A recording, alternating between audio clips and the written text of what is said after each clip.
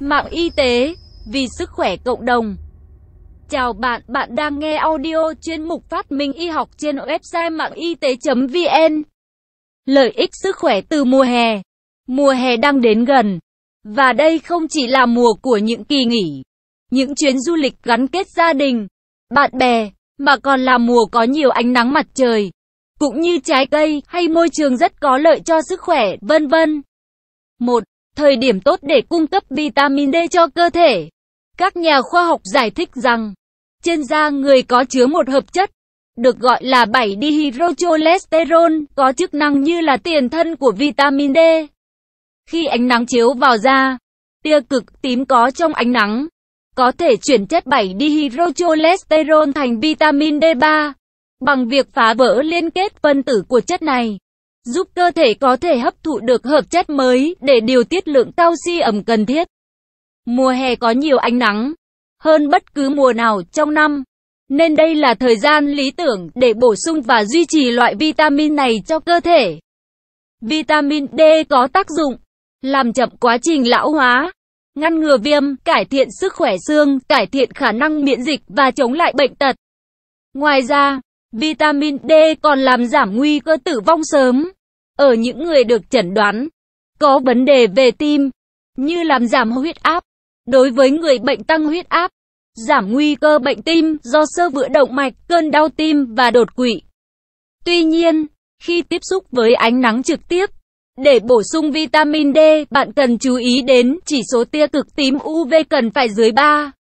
Nếu các thời điểm trong ngày chỉ số này quá cao, bạn có thể lựa chọn thời điểm tiếp xúc với ánh nắng vào sáng sớm hoặc chiều muộn khi mà chỉ số UV xuống thấp. Khí hậu mùa hè rất thích hợp cho các hoạt động ngoài trời, tăng cường thể lực. 2. Gia tăng tiêu thụ trái cây. Mùa hè là mùa của rất nhiều loại trái cây và rau quả để bạn lựa chọn. Bên cạnh đó, nhiệt độ tăng lại khuyến khích mọi người ăn nhiều trái cây hơn. Và thật khó cưỡng một vài lát dưa hấu hay cốc sinh tố xoài khi cơ thể háo nước và nóng bức. Các chuyên gia dinh dưỡng Anh cho rằng, các loại quả mọng như dứa, kiwi, cam, dâu tây, nho, vân vân, rất giàu vitamin C, phytochemical, có tác dụng chống oxy hóa, giúp ngăn ngừa các bệnh mãn tính, ung thư, tim mạch hay đái tháo đường, vân vân.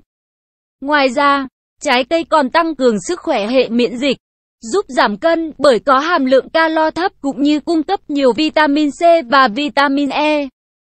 Do nhiệt độ trong mùa hè tăng cao hơn các mùa khác trong năm, nên con người giảm ăn thực phẩm chứa nhiều đường, nhiều dầu mỡ, nên giảm được những nguy cơ với sức khỏe. 3. Giúp cơ thể đổ mồ hôi, làm sạch da, tốt cho sức khỏe tâm thần. Trong mùa hè, nhiệt độ thường tăng cao, và đổ mồ hôi là cách cơ thể tự thích nghi với môi trường. Khi bạn càng đổ mồ hôi, cơ thể bạn càng mát và tuần hoàn máu sẽ tốt hơn. Đổ mồ hôi cũng giúp làm sạch da bằng cách tẩy sạch vi khuẩn, bụi bẩn, dầu và các tạp chất khác.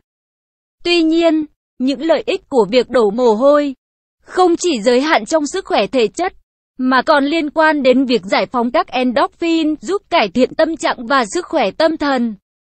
4. Khuyến khích các hoạt động ngoài trời.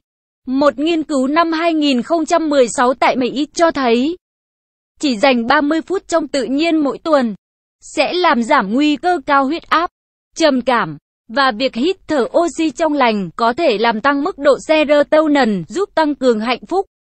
Do vậy, việc tiếp xúc với không khí trong lành rất quan trọng, đặc biệt đối với những người sống trong một thành phố bận rộn và bị ô nhiễm. Mùa hè là thời điểm tuyệt vời để thực hiện những hoạt động này như cắm trại hay dã ngoại, vân vân.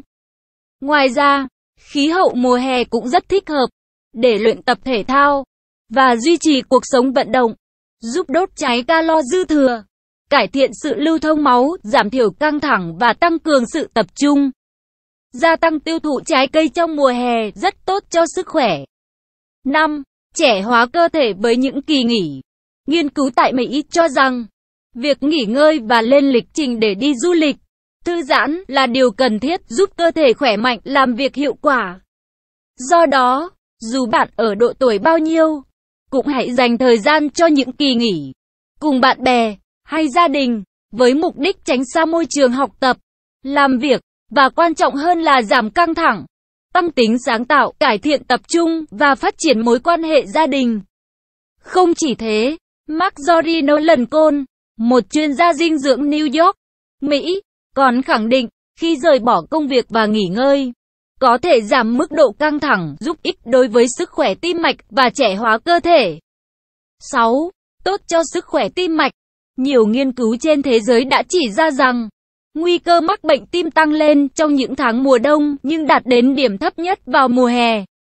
Mặc dù vẫn chưa xác định nguyên nhân chính xác, nhưng những lợi ích mùa hè đem lại, như đổ mồ hôi, ăn nhiều trái cây, tăng cường luyện tập, nghỉ ngơi, vân vân, có thể cho thấy lý do sức khỏe tim mạch được cải thiện. Bên cạnh đó, mức cholesterol tốt, được cho là cao hơn trong mùa hè, so với những tháng lạnh hơn, cũng tăng cường sức khỏe cho trái tim. Cụ thể, một nghiên cứu từ Brazil cho thấy, mùa hè có mức độ cholesterol xấu LDL giảm 8% so với mùa đông, và cholesterol tốt HDL lại tăng khoảng 5%. Ngoài ra, mùa hè không có nhiều ngày lễ như thời điểm cuối năm hoặc đầu năm mới, nên con người ăn uống điều độ và lành mạnh hơn.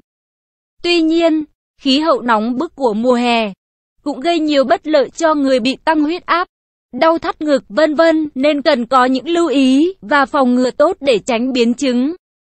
Lê Mỹ Giang, theo Medical Daily. Nội dung bài viết đến đây là kết thúc.